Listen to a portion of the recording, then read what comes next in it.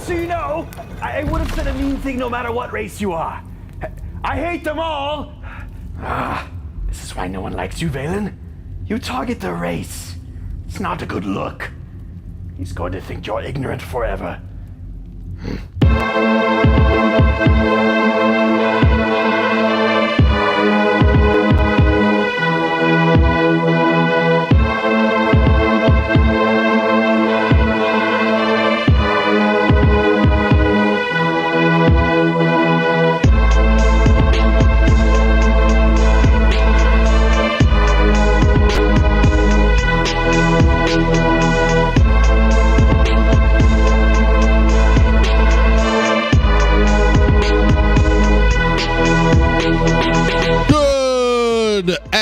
Early afternoon, lords and ladies of the realm. How the fudge are we today?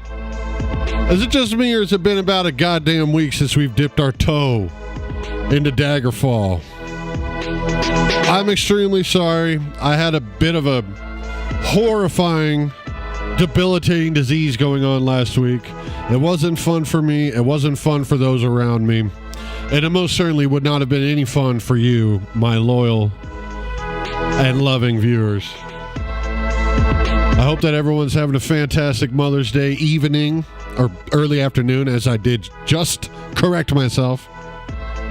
I switched out my mic cable, and I personally feel like I sound a hell of a lot better, but that is not for me to decide. That is for the court of public opinion. So let's go on ahead and get right the fuck into this, because it has been far too long. Let's go.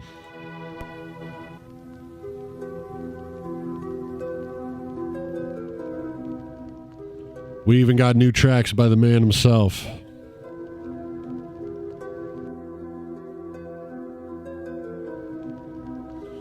Okay. Woo! Back in action.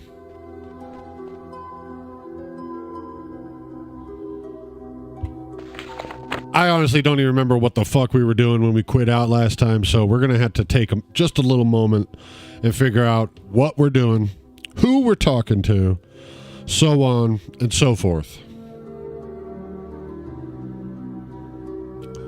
I wonder why this stays up. Is there some sort of mission that happens in Privateer's Hold that I am unaware of?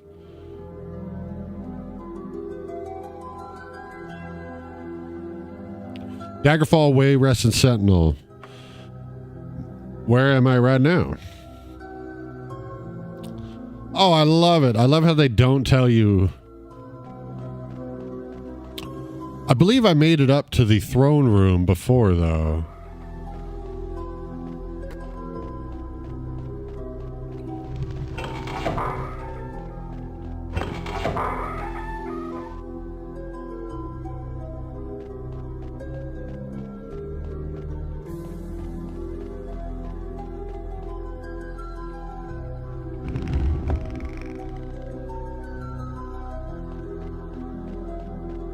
This music's a little funky, a little mystical. I guess I could, if I wanted to, I could swap it out with this new loop I put on here.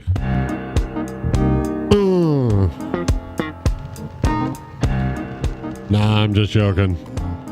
I wouldn't do that to y'all. It doesn't fit the lore. Now, if I had to talk to Princess Morgana again, oh, you bet. Hell yeah.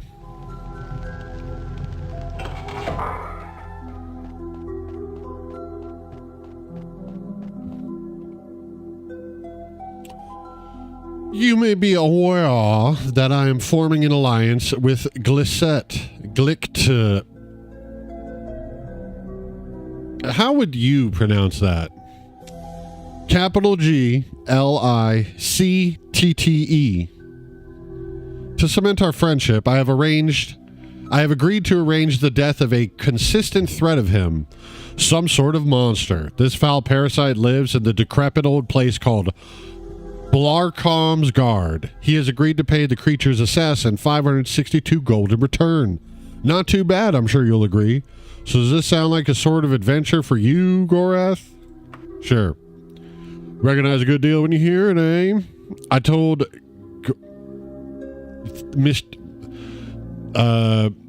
Person G that the monster would be dead in 21 days, or he could go out and hire someone else. So kill the creature and get over to King's Hedgehog Hostel and find him before time runs out. Oh, I almost forgot. I don't know what kind of monster haunts Blarcom's guard, but the name Grolker has been rumored to be the source of the terror. Grolker.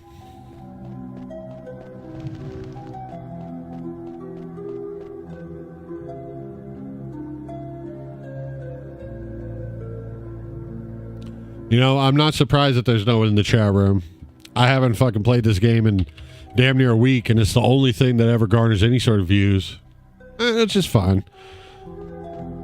I didn't want to play myself out of being able to enjoy this. You know what I mean? That's something that I do pretty consistently. Find myself enjoying things for years and years on end, and then all of a sudden, the love just completely evaporates.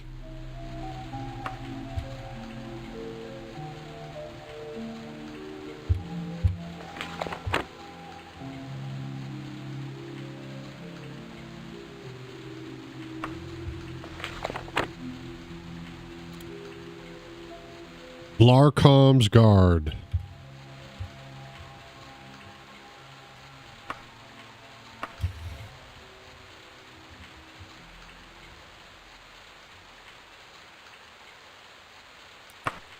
All right. I don't even think that this is a story mission.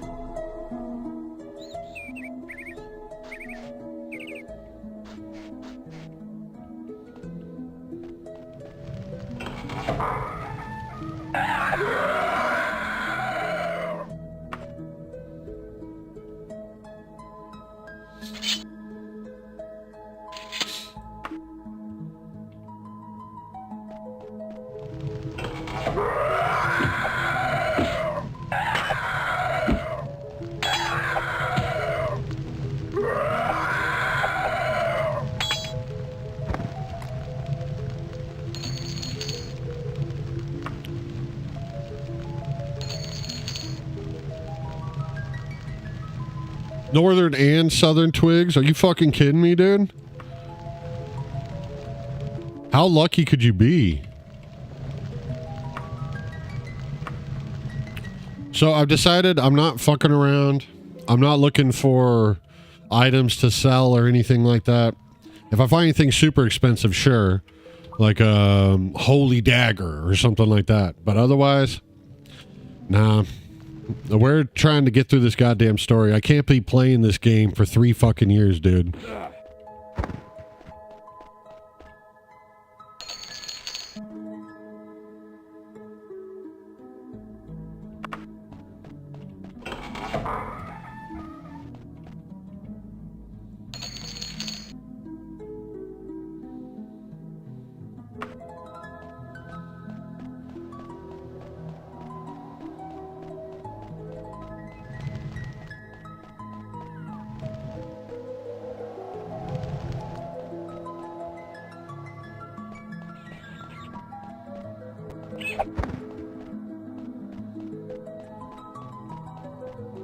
Man, a giant bat just isn't as spooky as they used to be.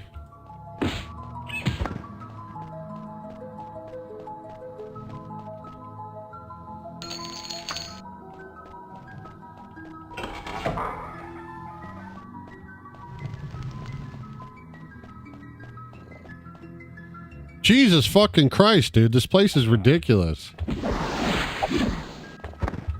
I'm here to kill a single enemy.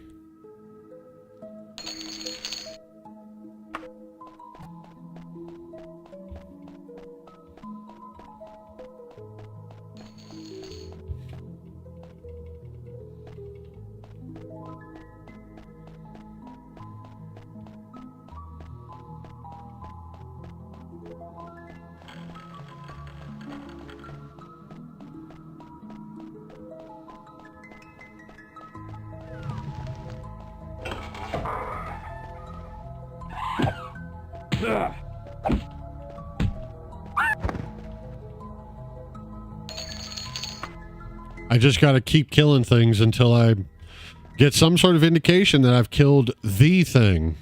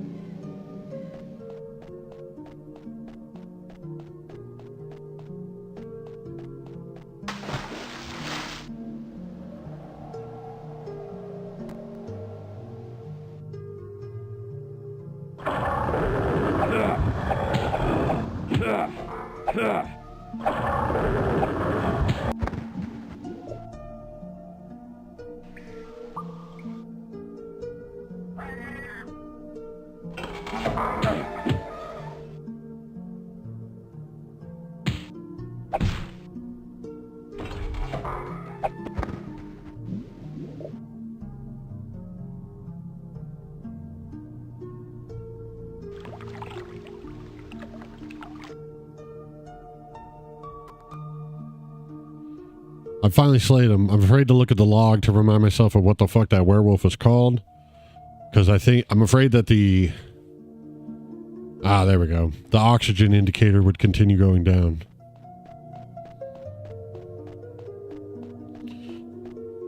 It's a good thing I don't have anyone in here just yet, because I am hungry.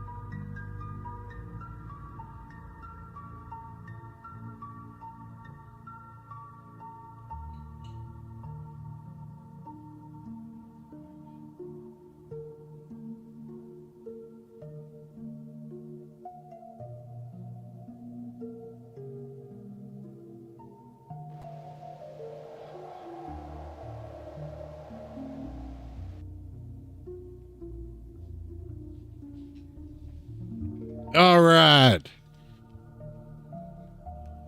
Back back in the saddle again.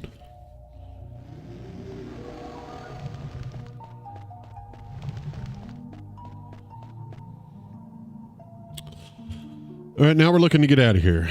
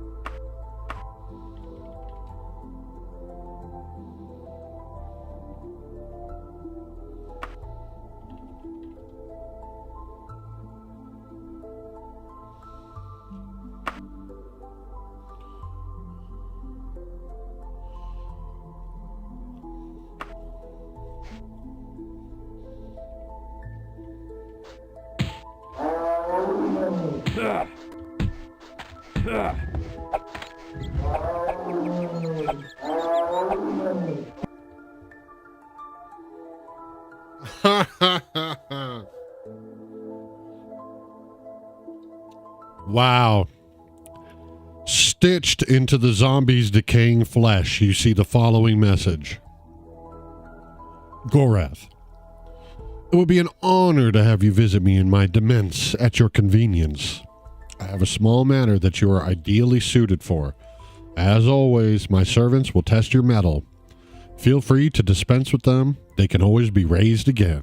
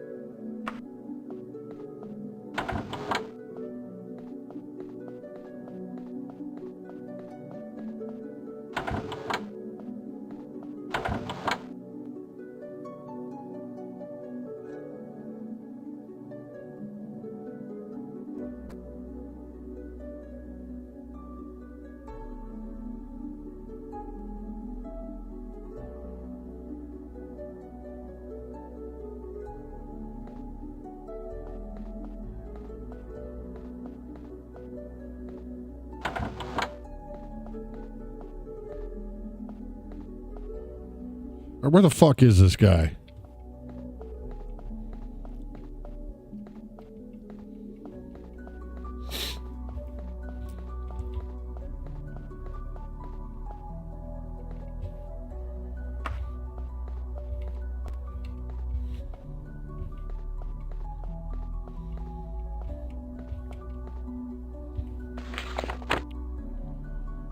Oh, he's at the hostel, not the tavern. I'm an idiot.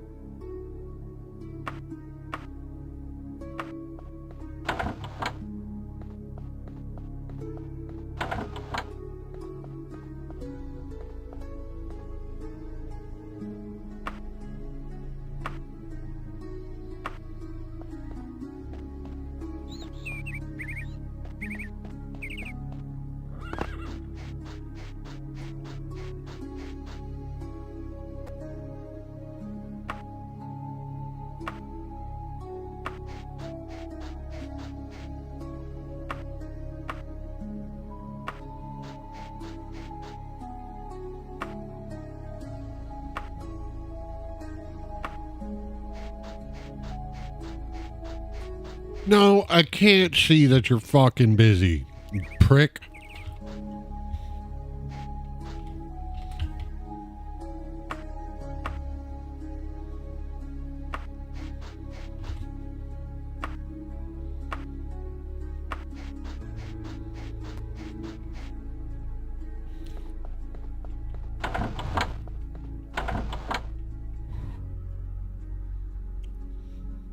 Yes.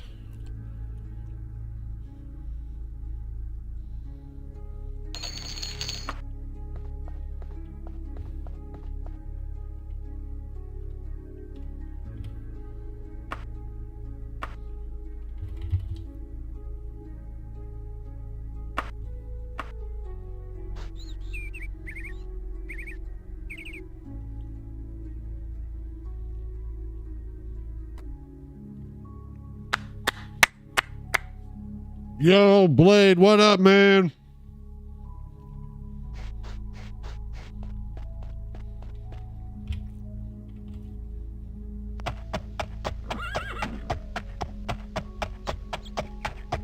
Oh, yeah. I'm trying to figure out how the hell to get the Queen and Sentinel to give me a damn mission. I've had the King of Worms invite me over to his place twice now, which I forgot about. It's the title of the damn stream. I made the title of the stream, albeit I did it maybe 3 or 4 days ago. But I saw it when I clicked start streaming. I saw it. I seen it.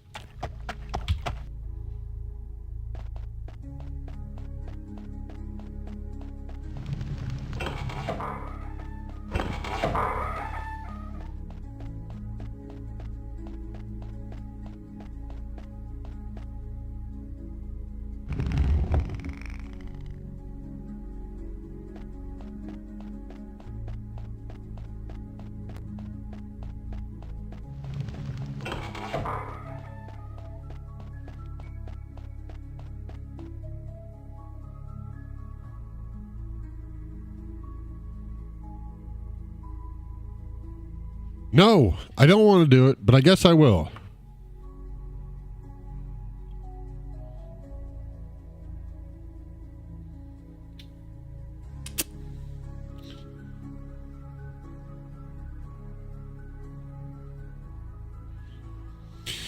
Okay. Gareham residence in Nerririt.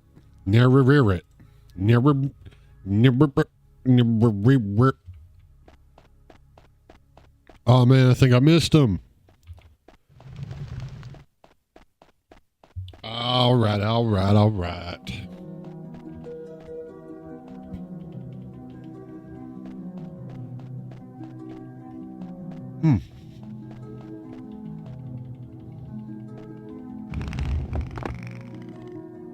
Go.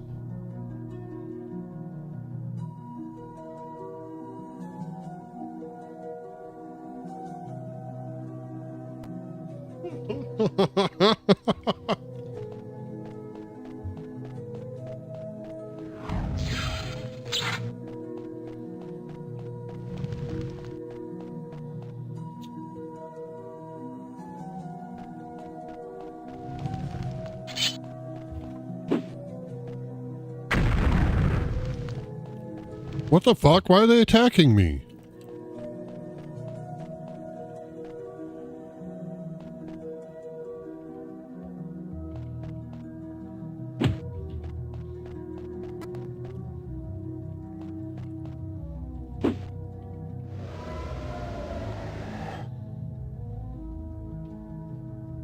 Whoa! Who are you?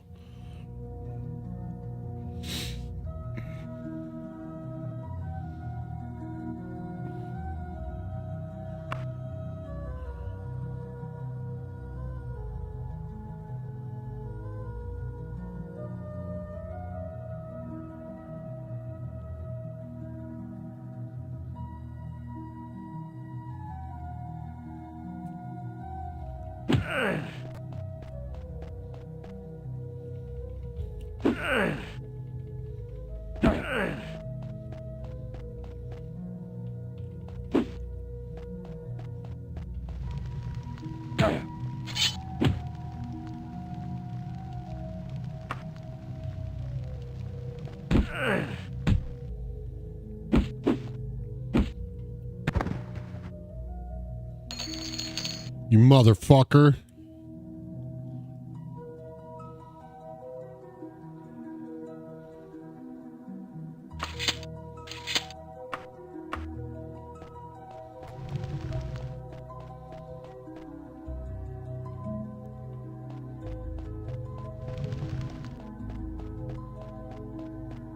Woo!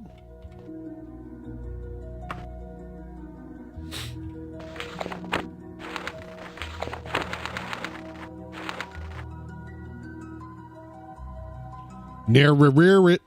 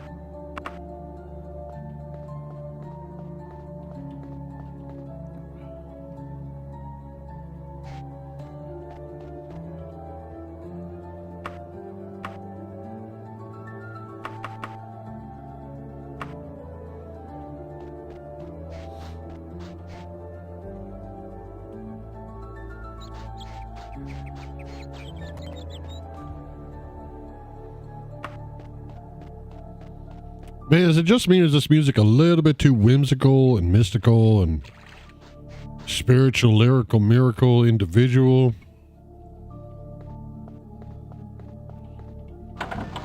There we go.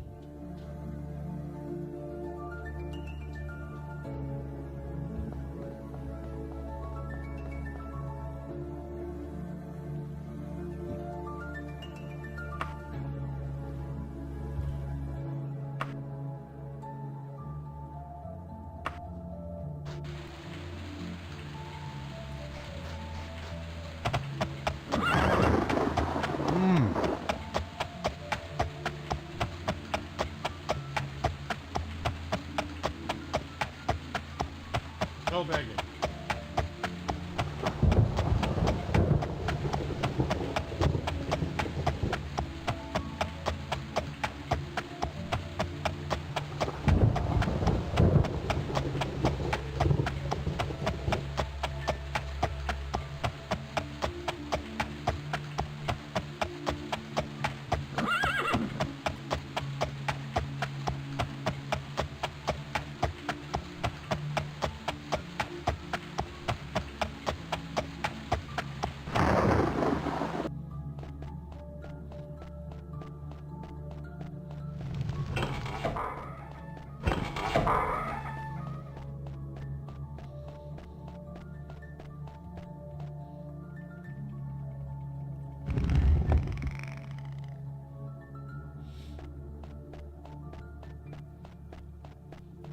Shit, dude. This is driving me nuts. It says that I have 0 people watching. So I was kind of talking to myself. If I knew you were in here, I would have been blabbing a completely different set of things. All right. And you've returned with my torque as promised. Your valor and bravery are great indeed. I'm sure we will appreciate your further service in the future. Thank you. Thank you. Thank you. Now, is she going to give me another bullshit quest? Oh, my friend. Groll Kerr's Nemesis. What may I do for you? Man, speaking of which, you kind of looking right, bro.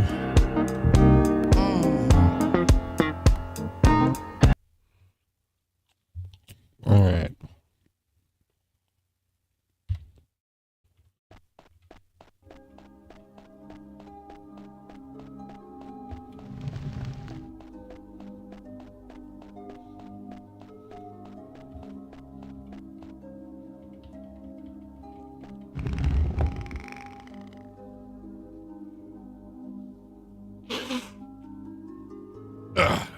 Okay.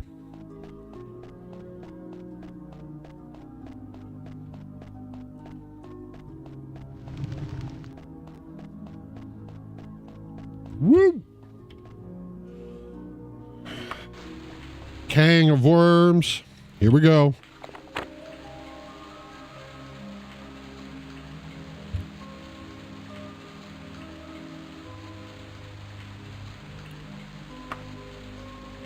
Now that is in Daggerfall.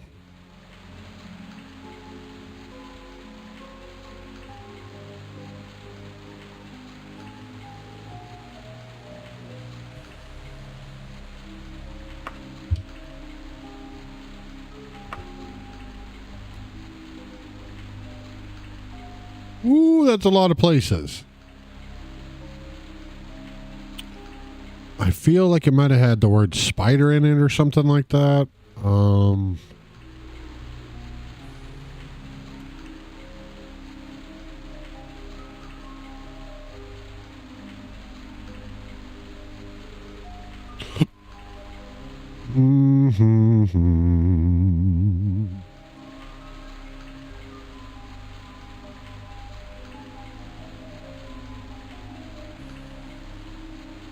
What a fucking pain in the ass, man.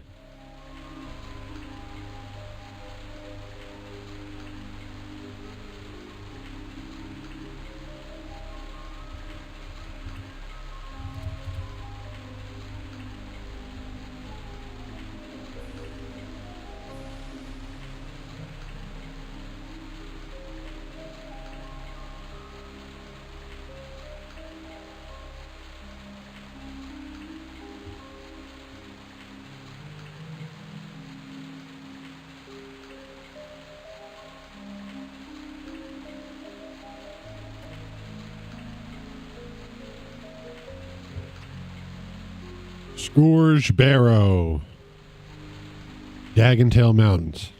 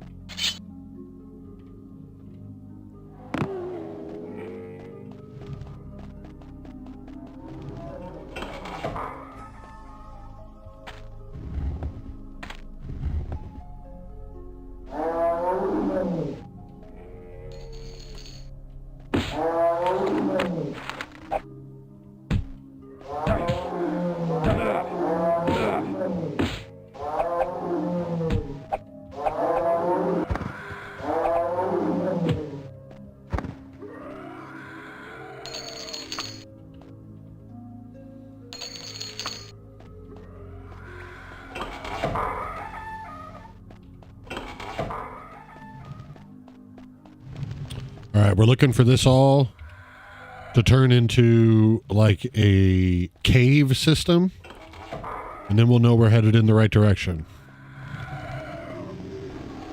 I know what the place I'm looking for, the final place I'm looking for looks like. I just don't know how to fucking get there. That's my main issue.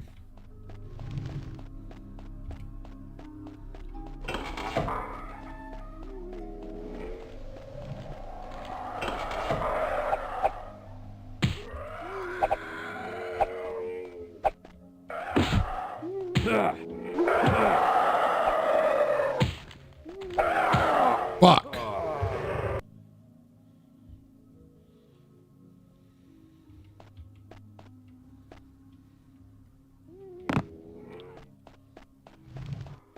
Man, I swear to God I remember a way that you can climb down. I just don't remember for the life of me how to do it.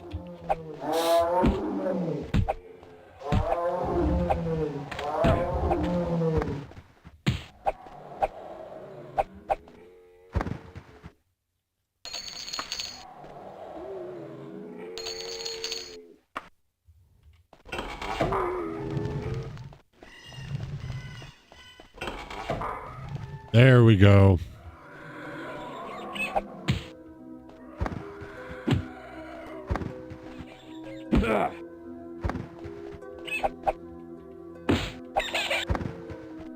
Here we go. Left-hand side. Boom. Yeah.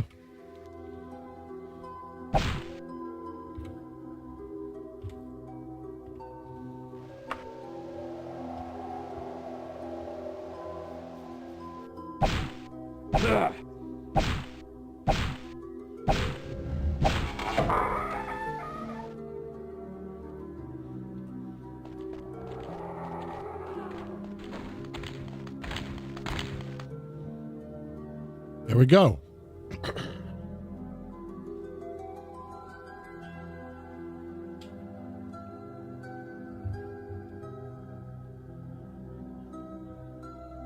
All right.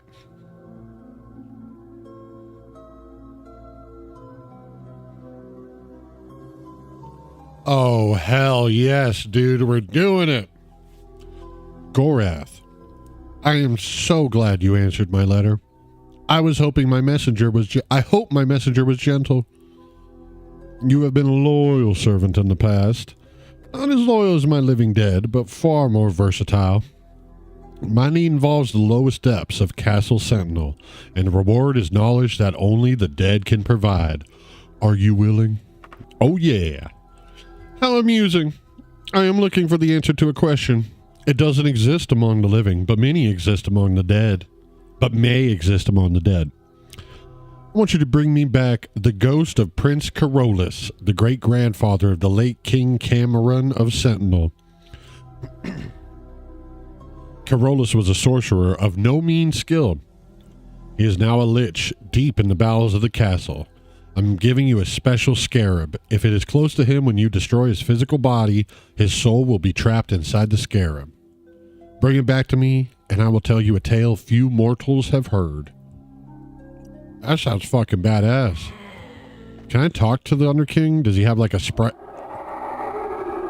Nope.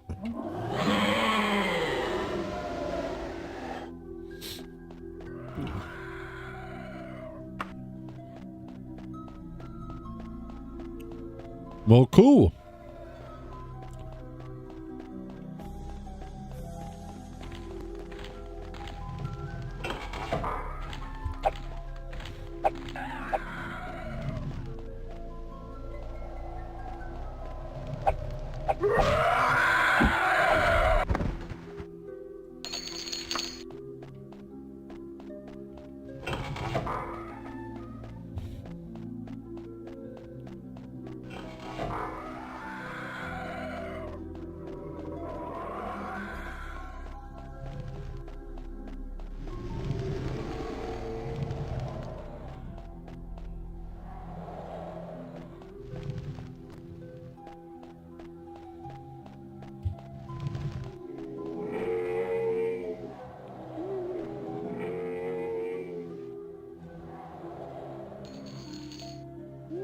Oh, come on, baby.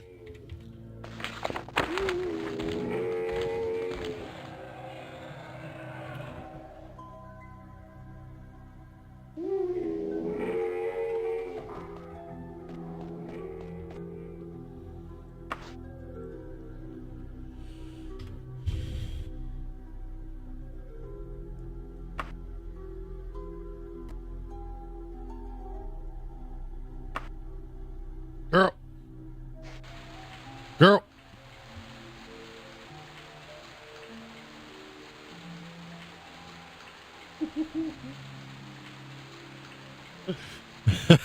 I love doing fucked up shit, like feeding my dog a chicken nugget that's got a little bit of spicy sauce on it. Nope, she likes it. She licked the sauce up and everything. And that's fast acting hot sauce too. Not a creeper by any means.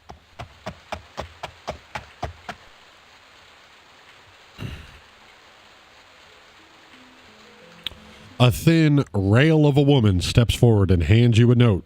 She turns aside all of your questions with a gaunt, expressionless face.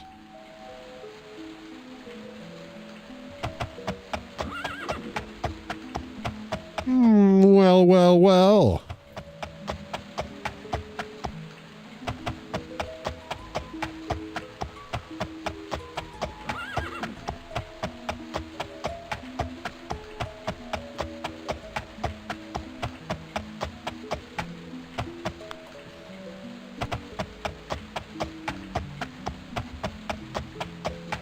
Wait. Oh, I missed the entrance.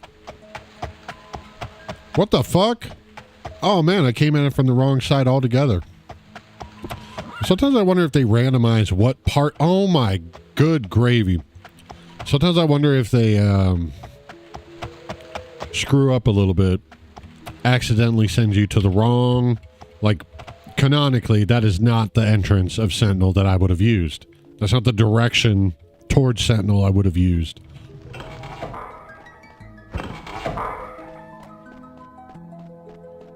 What was in that note anyways? Oh, please tell me they put the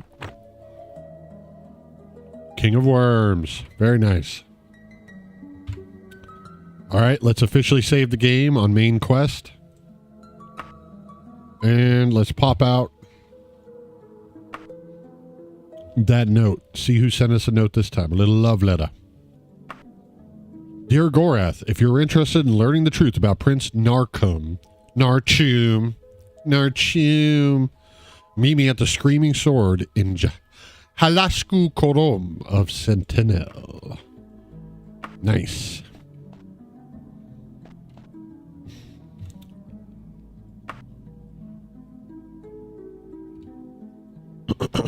Okay. We're going to do a little bit of cleanup in here.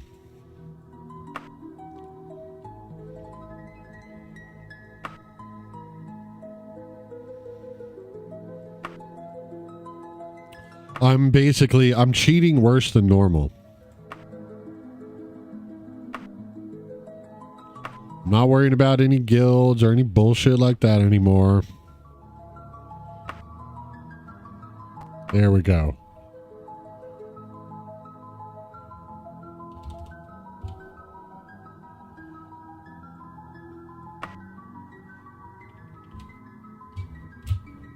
Okay.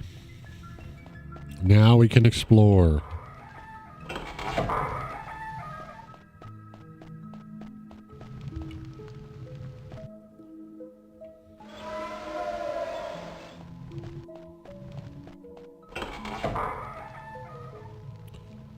Ooh.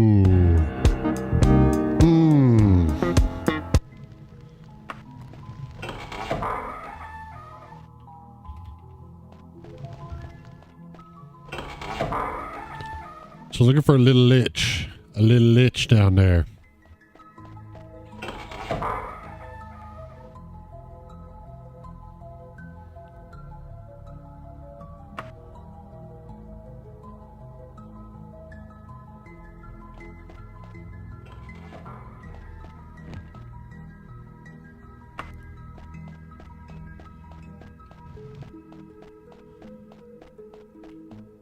How?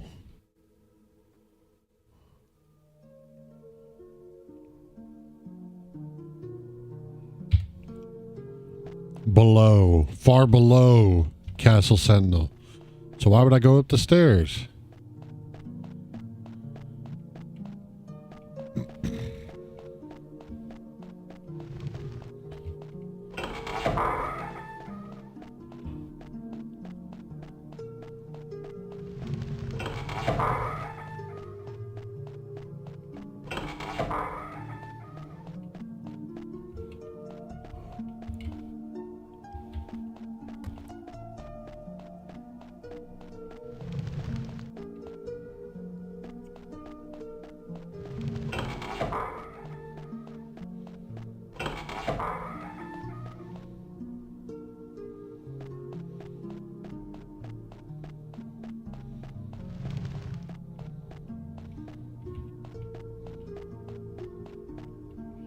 What the hell?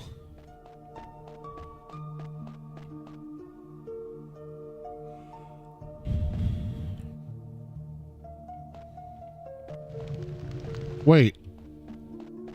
What? Ah, come on. I know that there's an elevator down. Huh. I think I get there from the Queen's Chamber now that I think about it. So let's run our fat Dunmer ass upstairs real quick.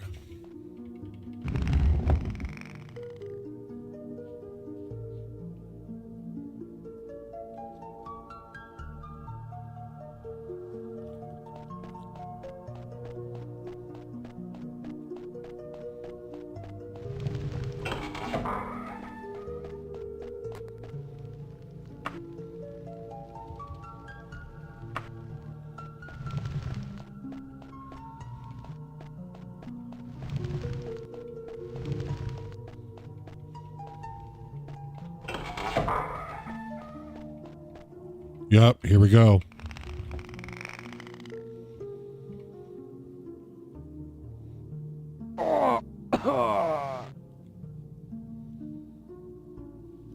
Whoa!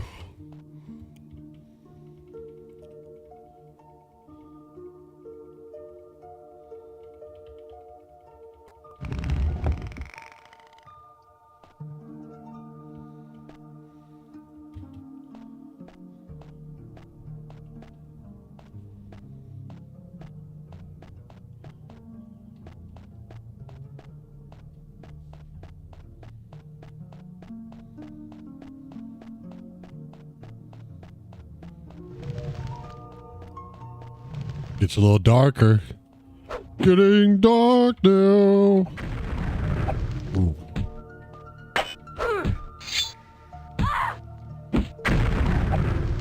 Fucking done. Dunzo in the bunzo.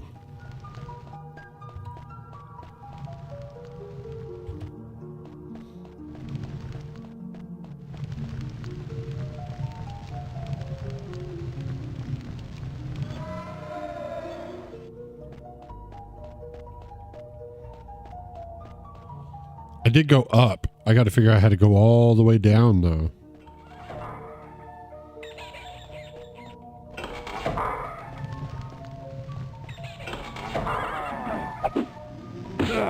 Aha!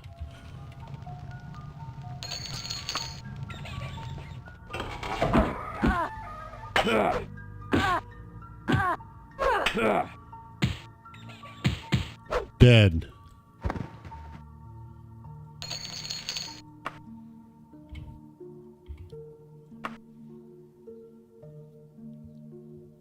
Hell yeah.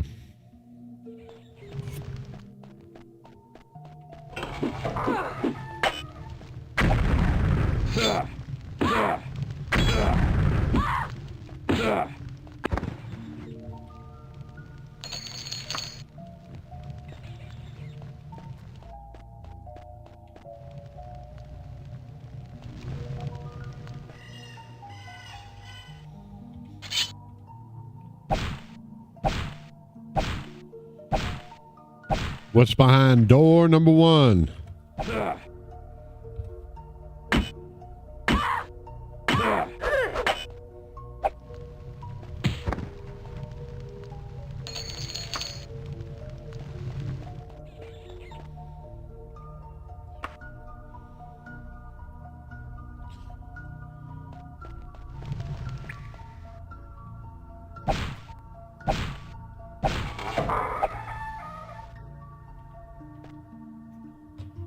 Nothing.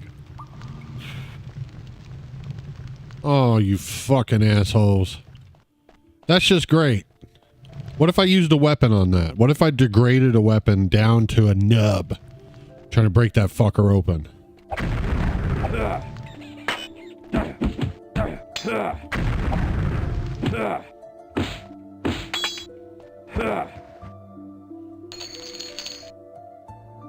Fairy dragon.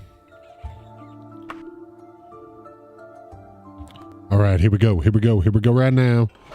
Oh!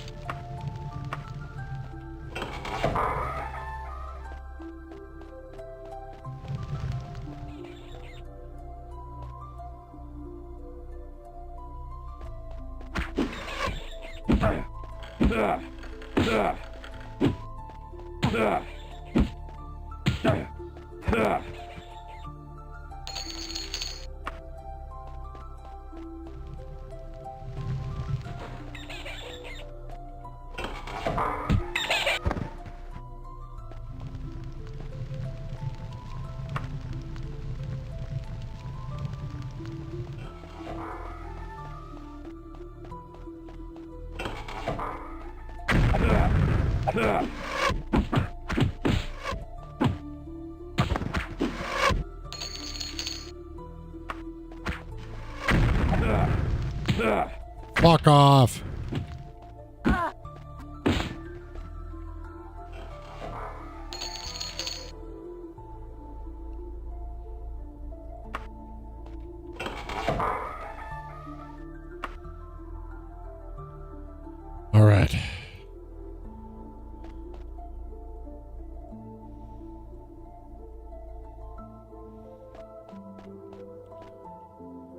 Huh.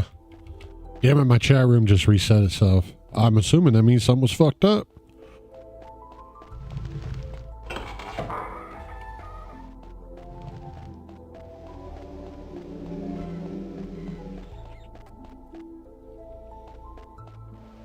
I pacified Nightblade? I believe I did no such thing.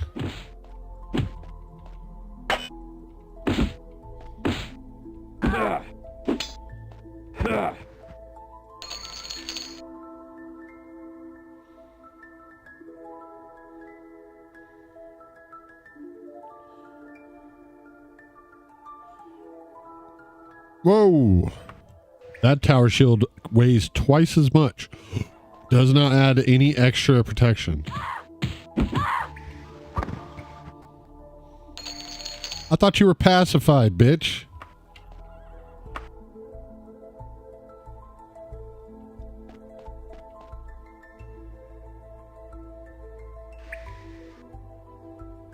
There we go, finally.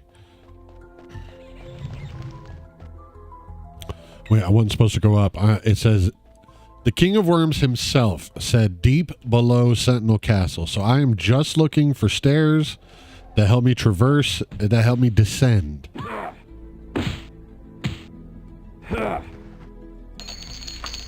Ooh. Potion of shadow form. Form of bucket of water.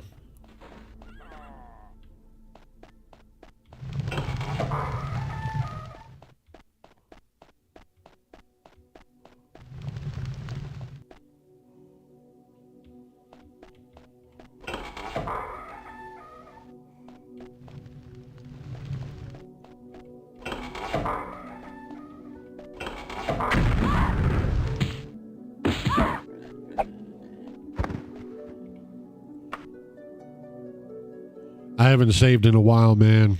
That's danger. Oh! Bro. That stinks. That stinks.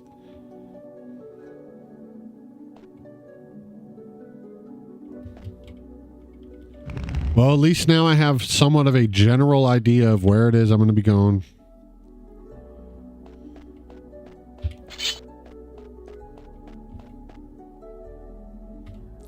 Now that I think about it, there's a couple things I messed up on. All right. We're going to do this smart. If we're going to do it at all, we're going to fucking do it right. And first and foremost, that means a visit to the blacksmith. Not only to see if he could sell me some better armor, some better weapons, but mainly so he can repair my ebony dagger, my carry-all, my do-all, my Swiss Army wife, known as the Ebony Dagger. They should just call it Ebony Daggerfall, if they're being honest. Shit, yeah. But seriously, folks.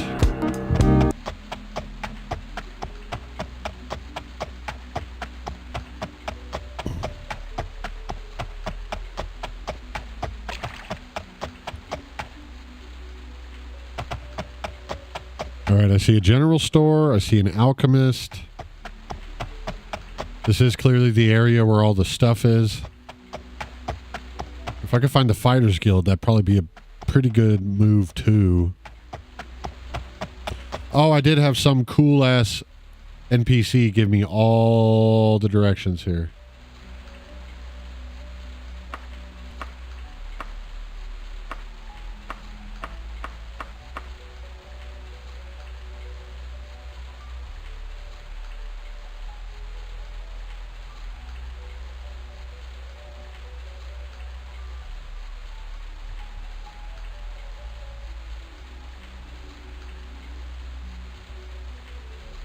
Ah, there we go. Directly south.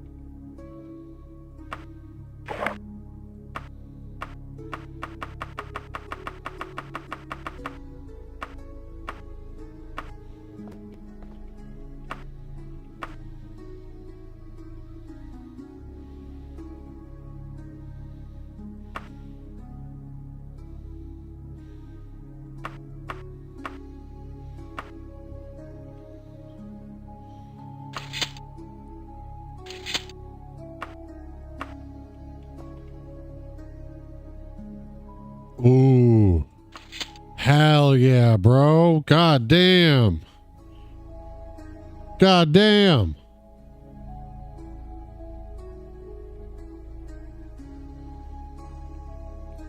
+4. I gotta go for it, man. He hooked me up with 4,000 off of it, too. Fuck yeah, man. That rules.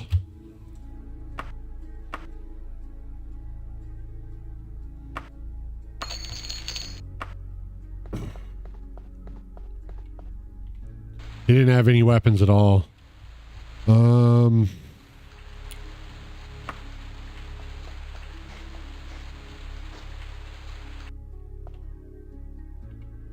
There we go.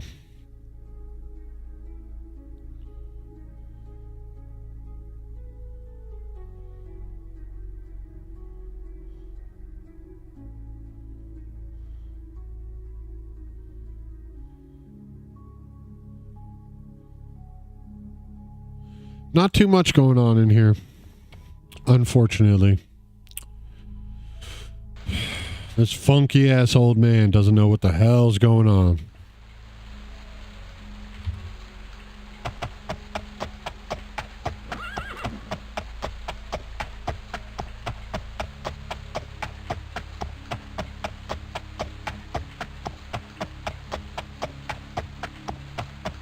There it is.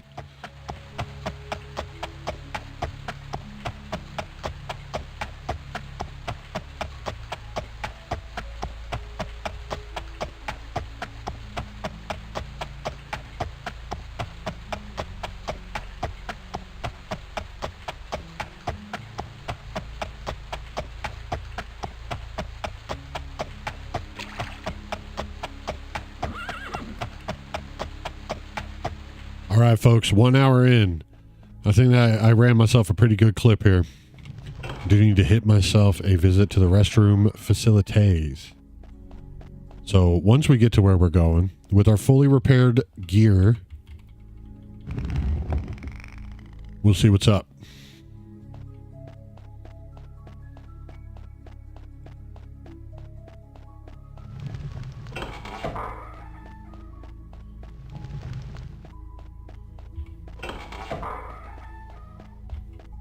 Okay, there's one place, but there's also these two over on either side. Oh man, I gotta hurry. Of course not. And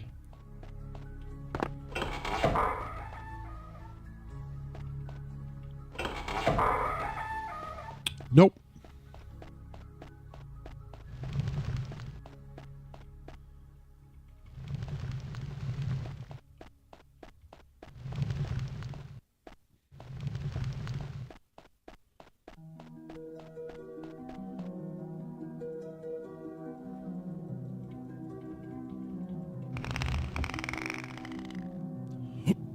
All right. No! No fucking way, dude. No way. Oh my God. Oh my fucking God. Are you kidding me? I accidentally hit the auto run. All right, you know what? My punishment is I do not get to go to the bathroom until I get all this taken care of again. Oh. Golly gee willikers. Oh, man, I fucked myself so hard there.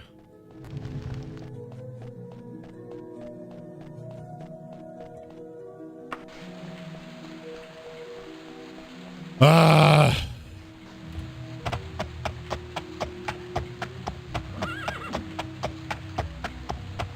Girl.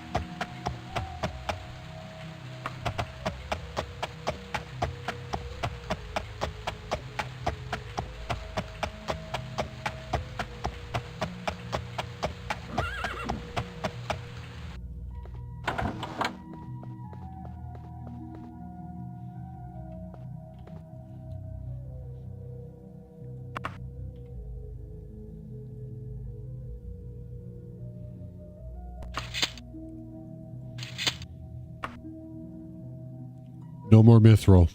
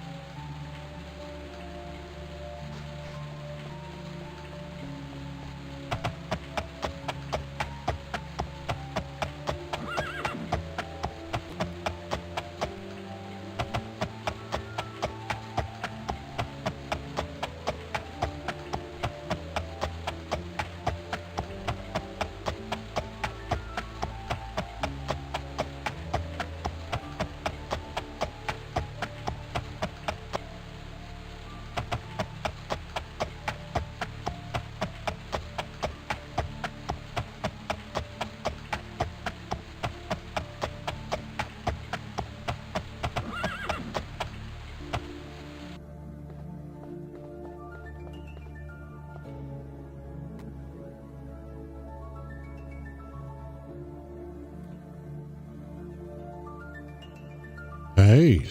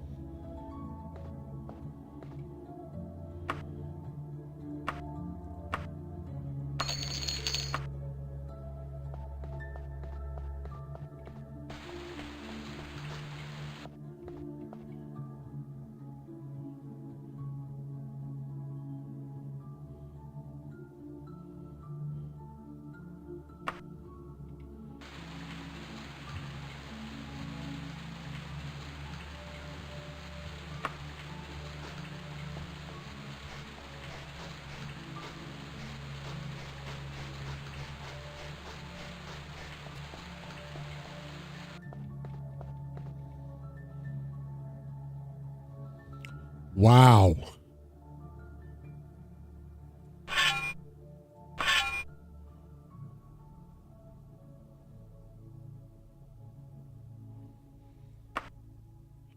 Mithril dye katana.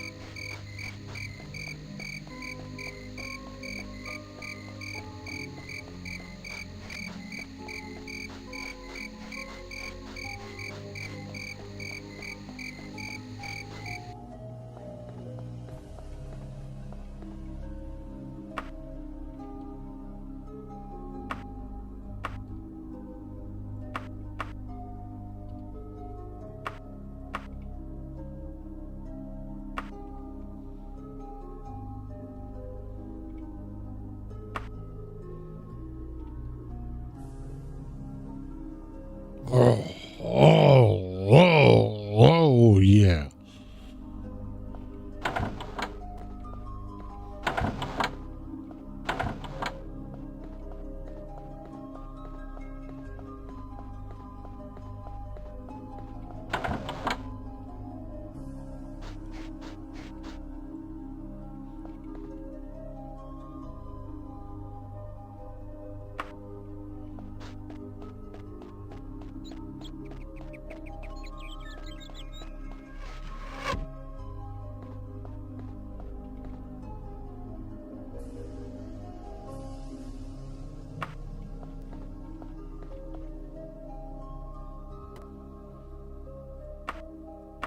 Yo.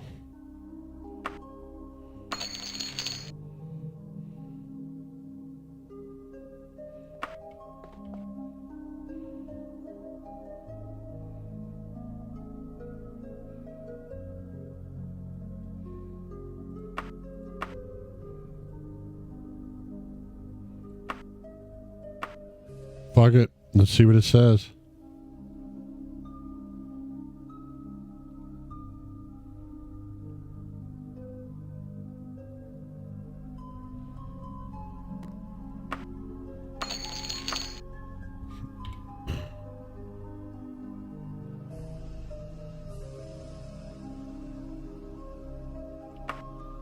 All right, y'all. We're going to go ahead and take ourselves a quick little break. But I am going to set up something a little cool for y'all. And I think it's going to work out like gangbusters. Probably should have had this set up ahead of time, but such is the way that I handle my business that we're doing it now instead.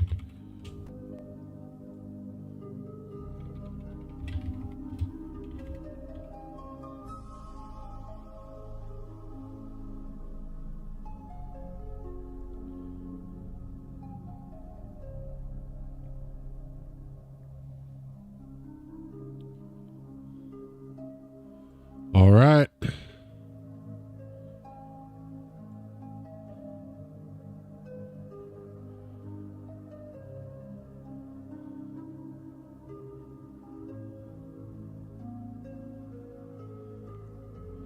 Picking a random story here.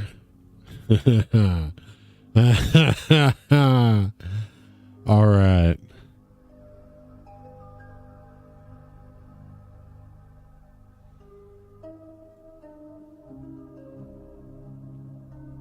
Ah, here we go.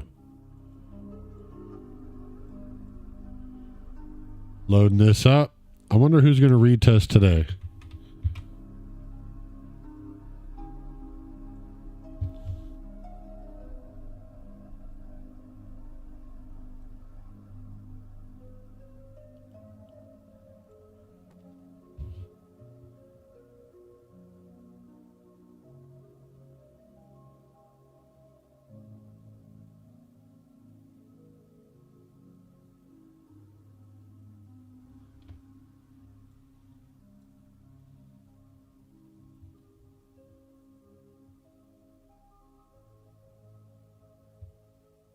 Why is it quiet? Why is my music not going out?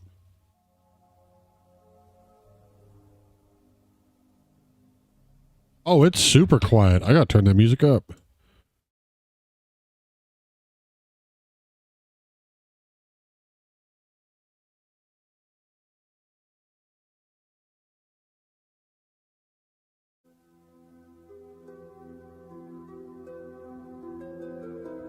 There we go.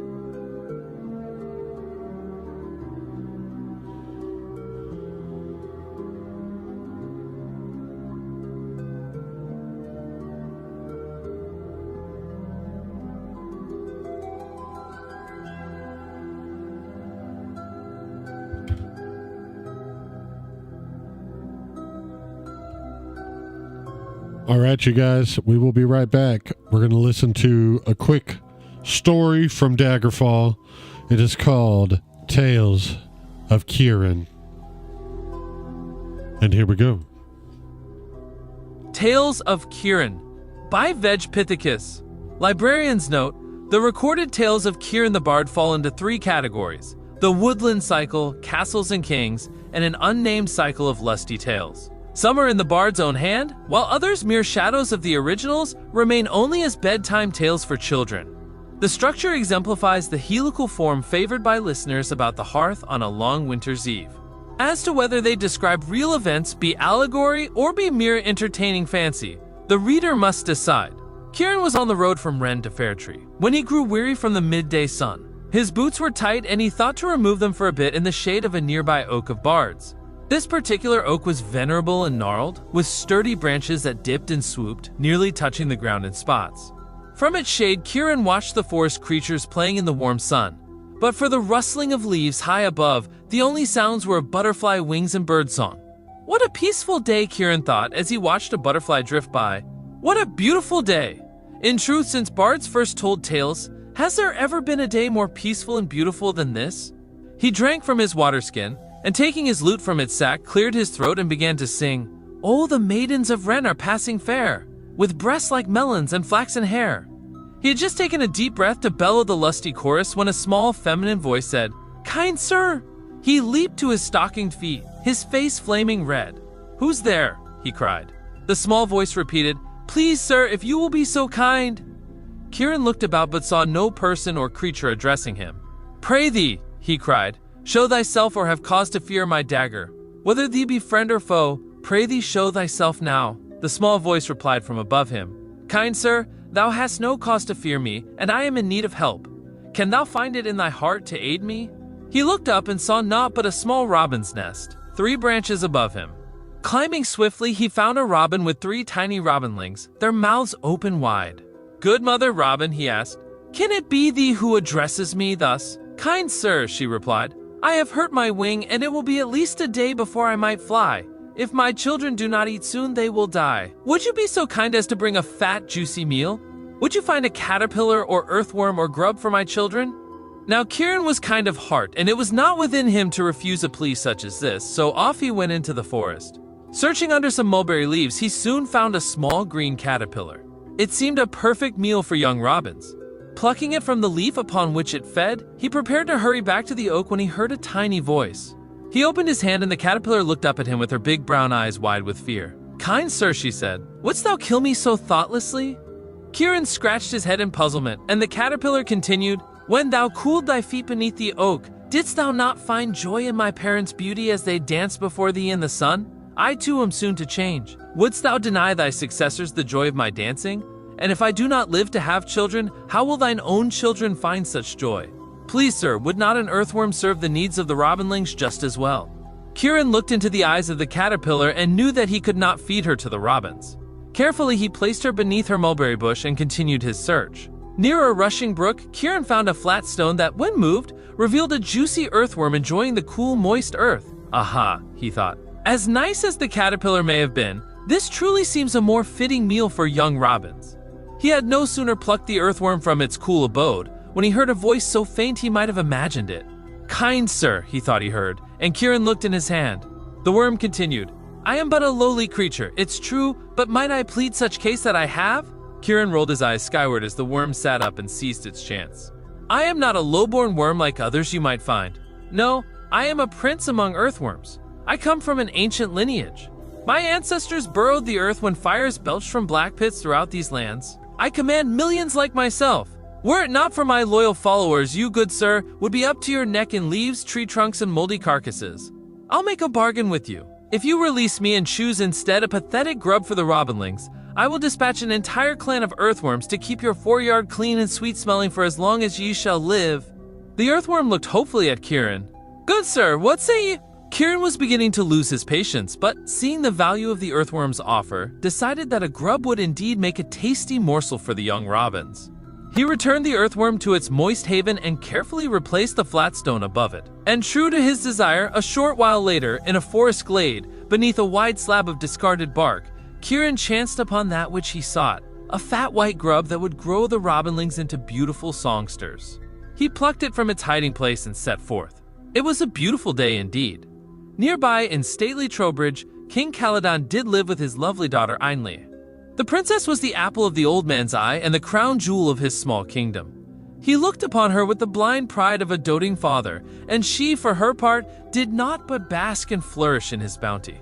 Trowbridge was quiet now, the chief sounds being the clatter of cartwheels and the cries of street vendors. But it was not always so. 3 years earlier there had been trouble with Carthan to the west. It was not much, a border dispute, but the king persuaded a wizard named Luziard to come to Trowbridge in his employ, to aid him in the contest. Luziard was unknown by all in Trowbridge, and kept to himself within the palace, coming and going as he pleased.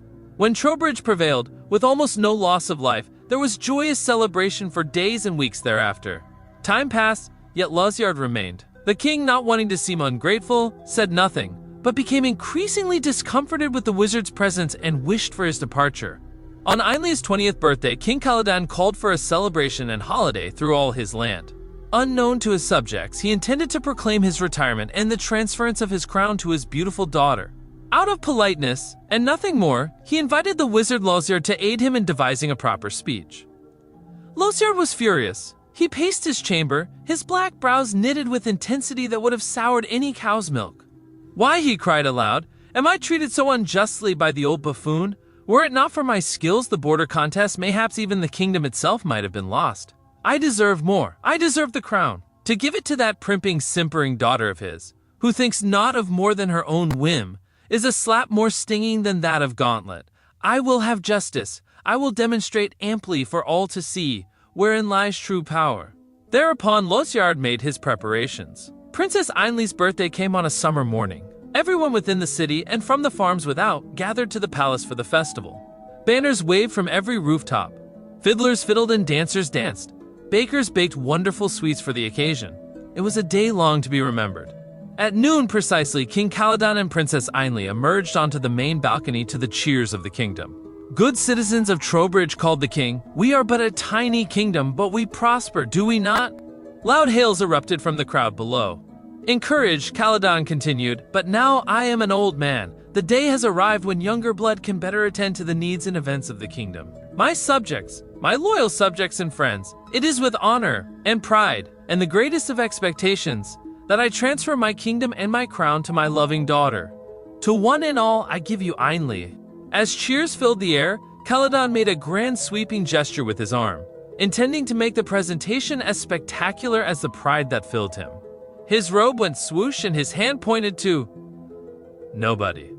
What was this? Where had she gone? Where Ainley had been moments earlier, there now was naught but vacant air. Ainley, he called uncertainly, but there was no response. Silence fell over park and courtyard. People glanced at each other nervously. Old Luziard clapped his hands in glee. He danced. He hugged himself with uncontained laughter. "How wonderful!" he cried. "What a breathtakingly stunning and talented a wizard I am!" For what he had done, of course, was to rid himself of Ainley for once and for all. With one stroke, crafty and evil, he had removed the vain creature from the palace. Naught else remained between him and that which he desired. Now, magic is a tricky thing. Like all forces in the world, it must be kept in balance. As surely as day balances night and summer balances winter, so too must positive magic balance negative. For every hurtful or destructive spell, there must be an act of equal goodness or charity lest trouble overflow into the world. For every black wizard, there must be a white.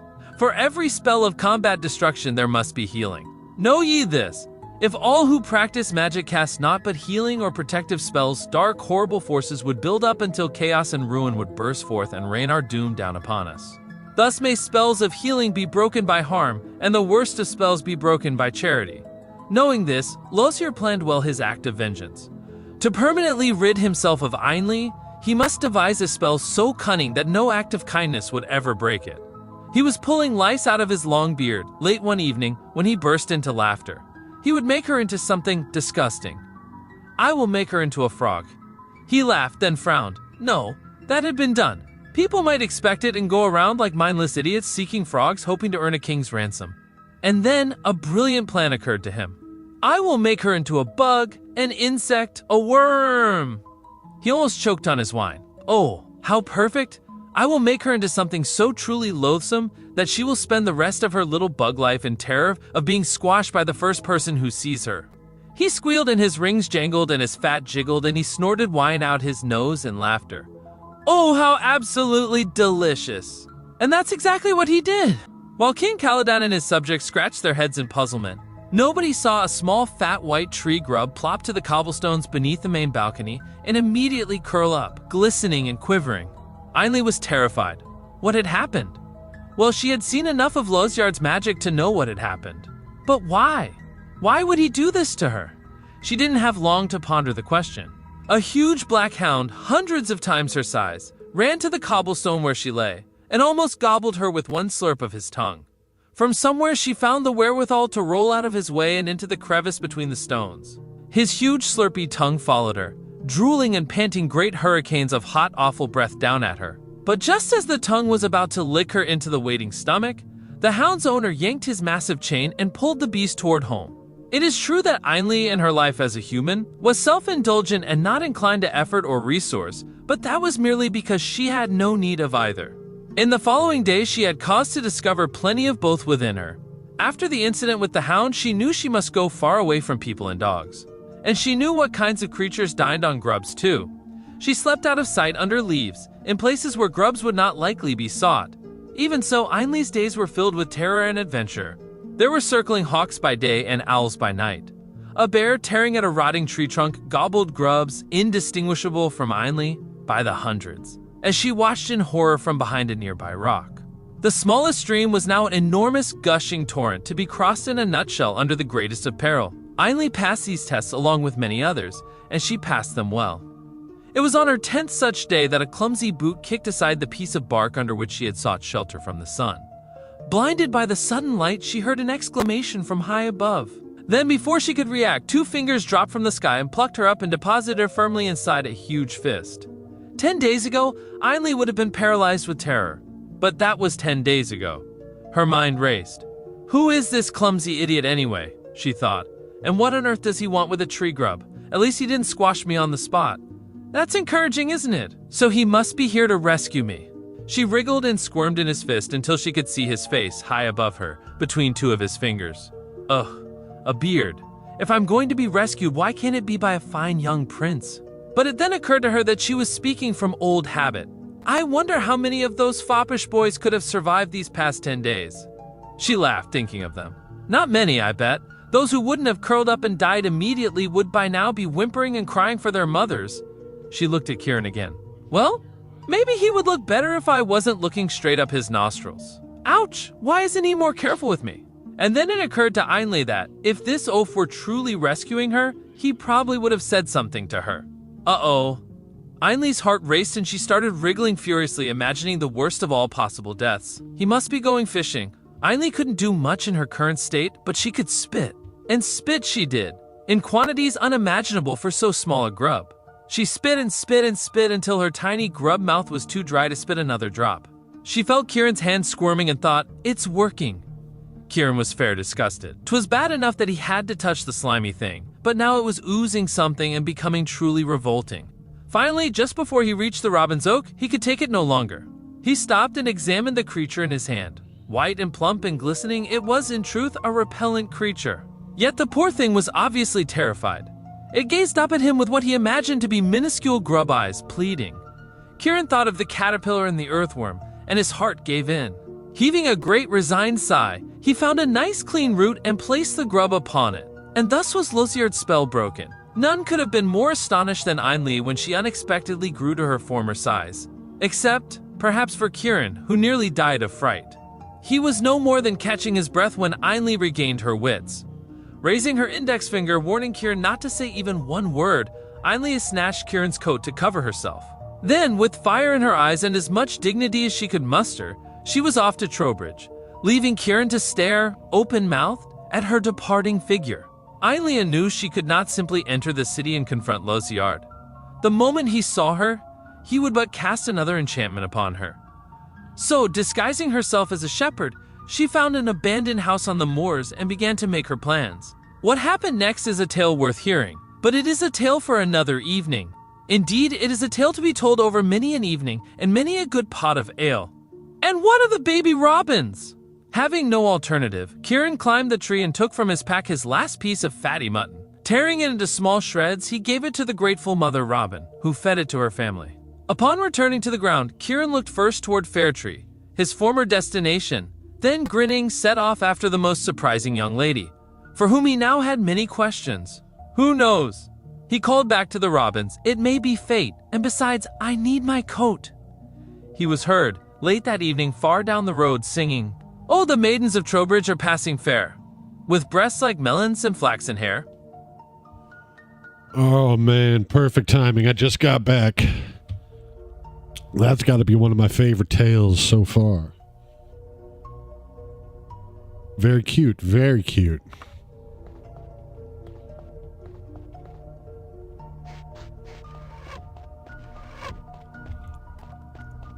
Who the fuck is this guy, dude? Get out of here.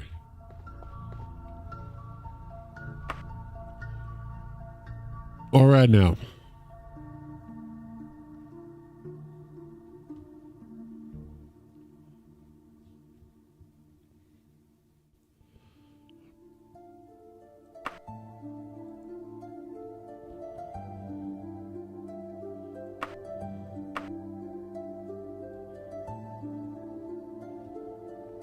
What do I need these for? I don't know if I need these. It makes sailing free. I know that. All right, so let's go ahead and deposit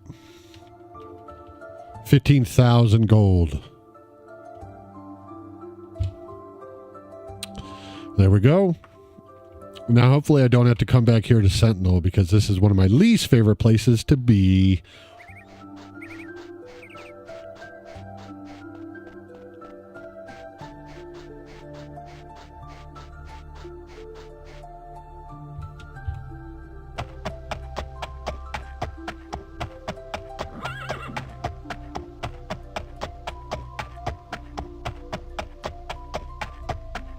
My wife's got a package coming in, so I'm trying to keep an ear out.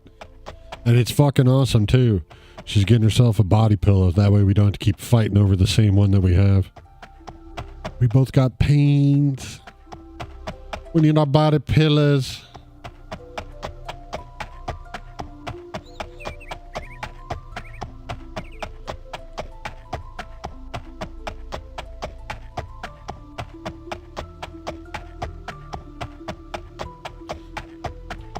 Okay, now we are checking out the underground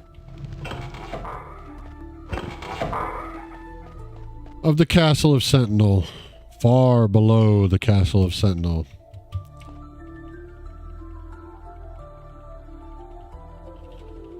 Hit the fucking button!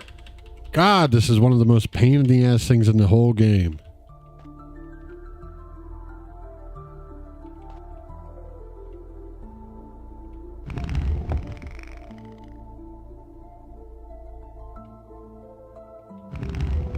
Oh, I have to hold the mouse over the thing and then hit the button I want to do.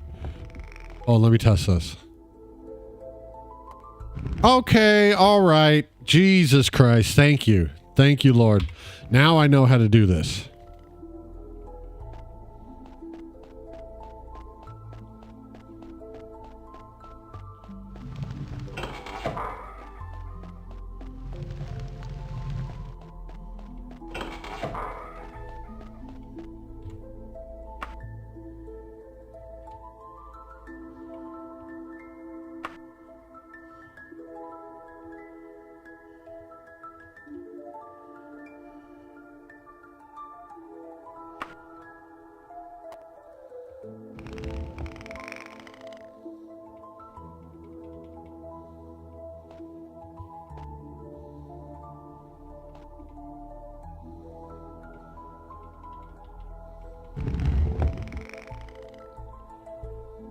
Well, at least I know how to do the most basic controls in this game now.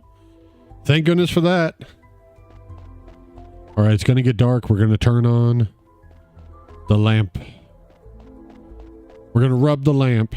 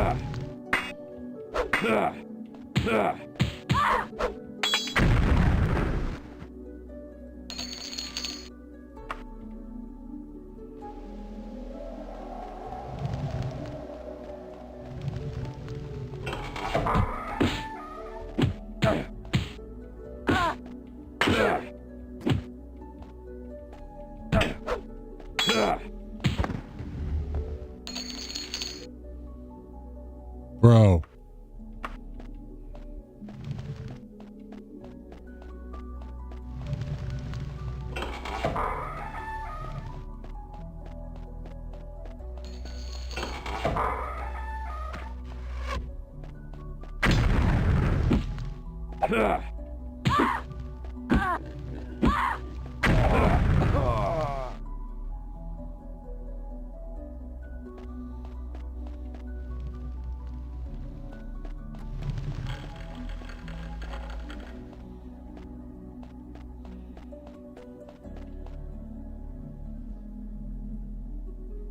Oh, I think that's my package. Un momento, por favor.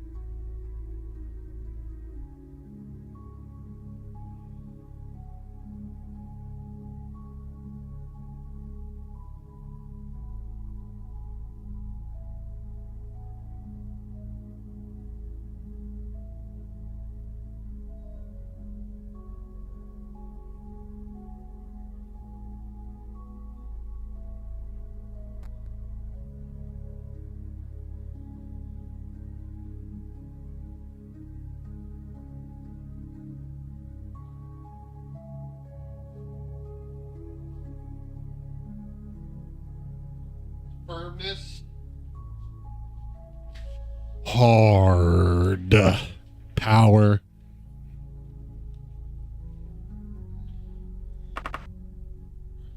We're back again. Never to leave you. Oh, I can't say that.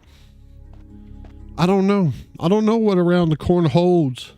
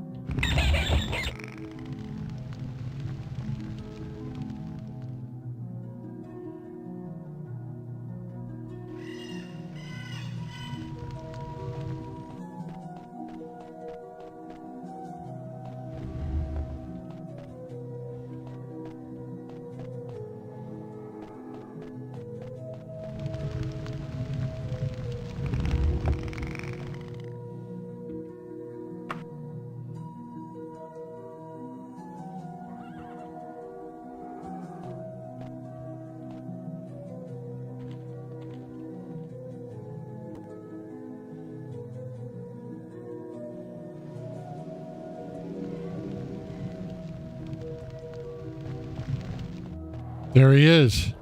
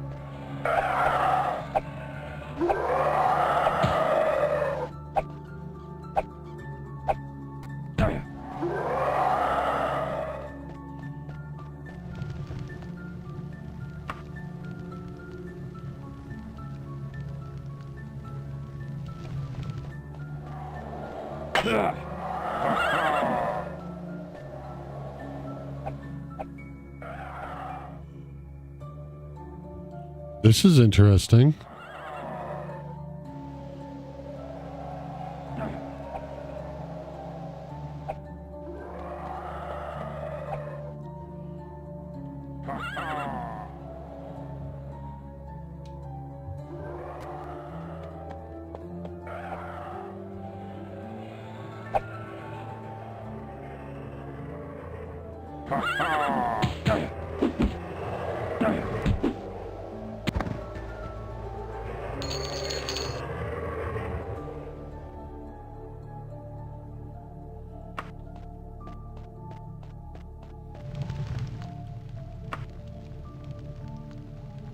Hell yeah.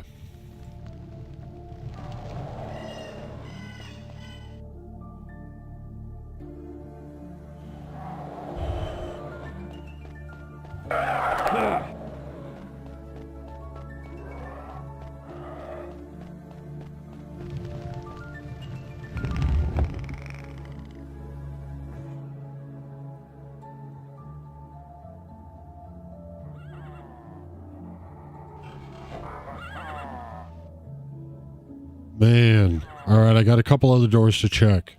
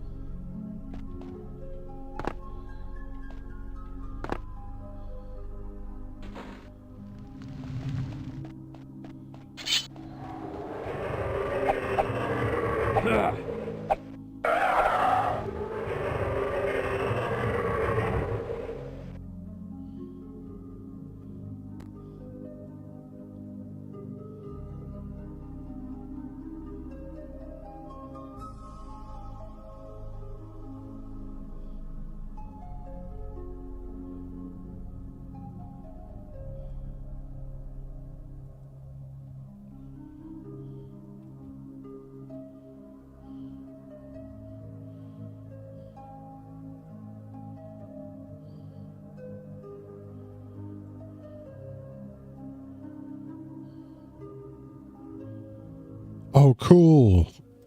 Can I check this real time?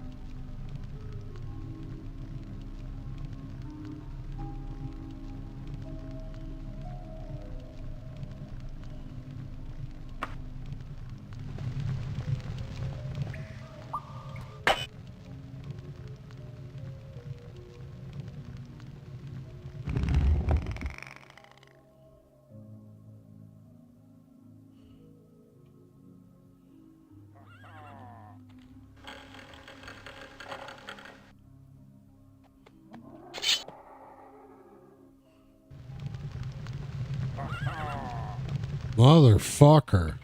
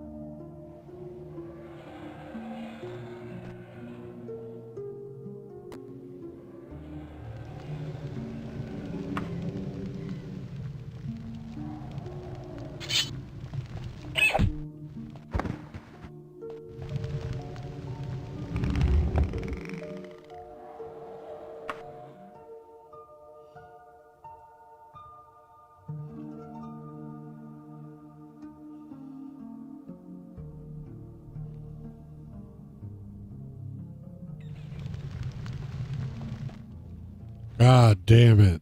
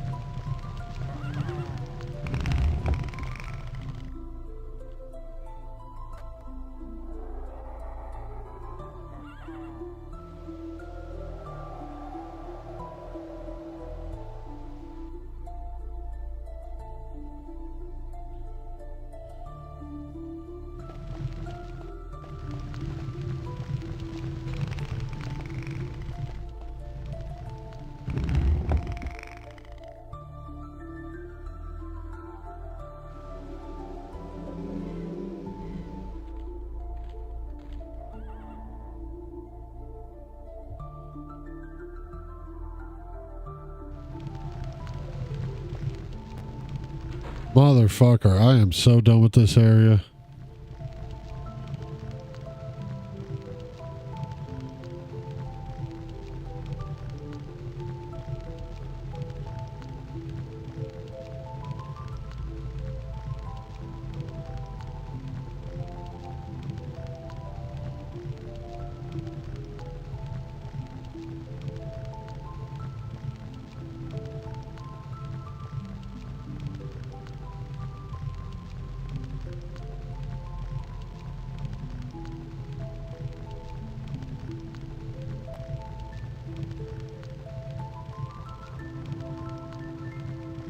It's not very fun. Don't call this puzzle fun, man.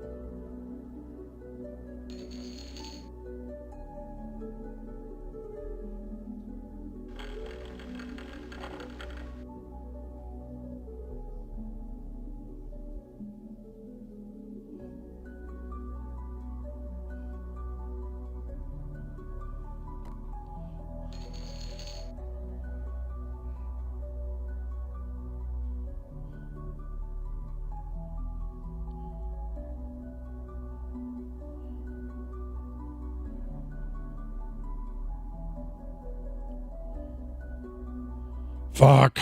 All right. I'm really sad to have to do this, but do this I must.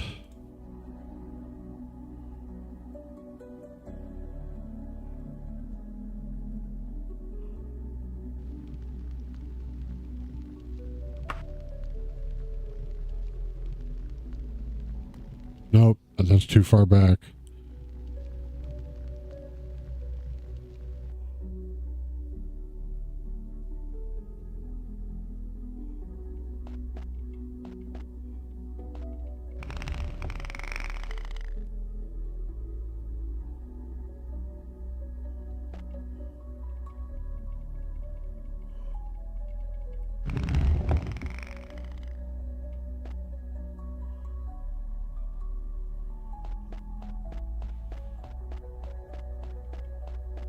All right, good.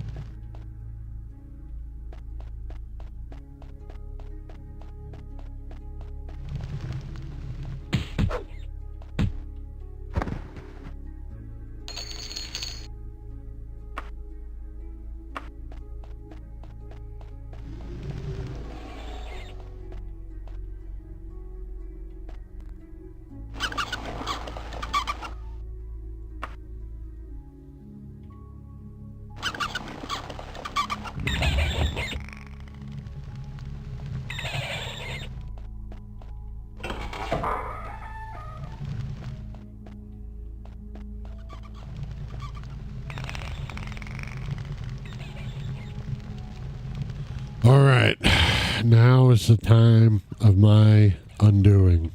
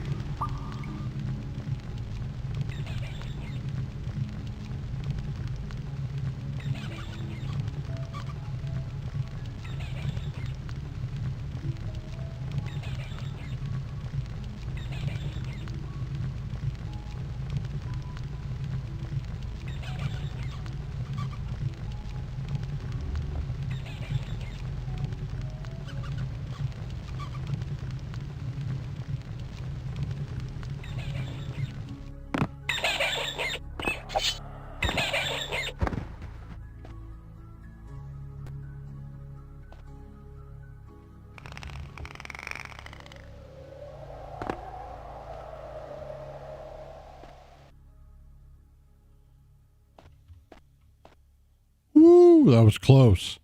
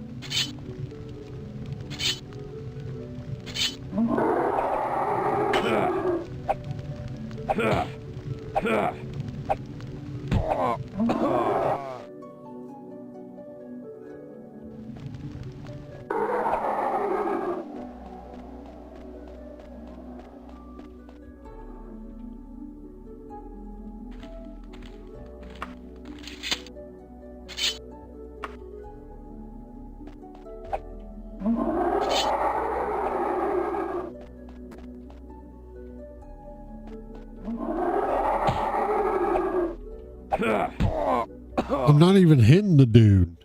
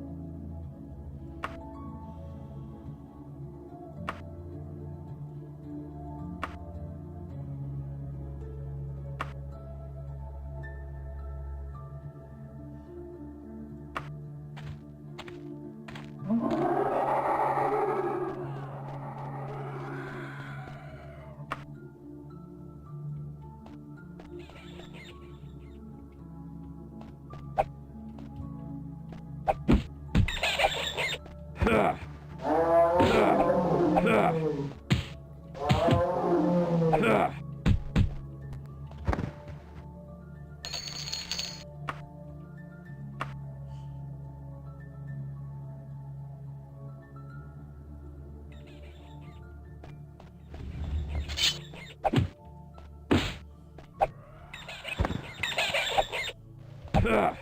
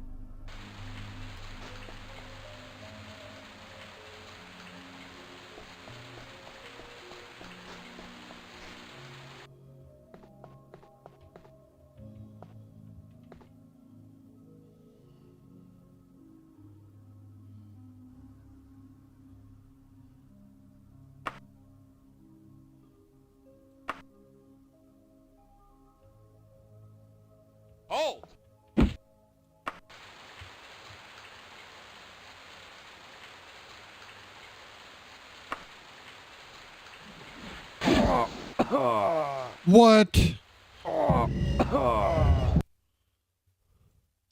Bro, that's nuts, man. I don't even know what just happened.